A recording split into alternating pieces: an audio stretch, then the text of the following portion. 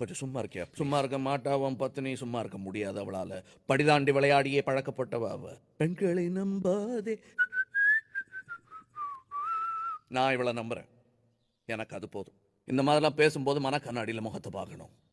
நான் உங்களை நம்புறேன், எனக்கு அது போதும்.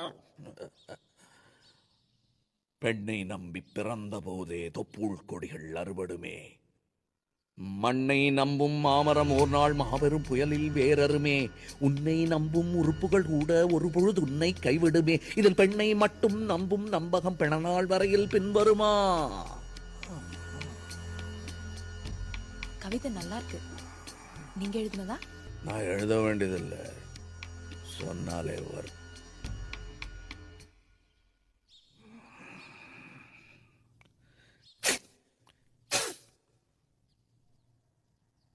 என்னையே பேச வச்சிட்டா.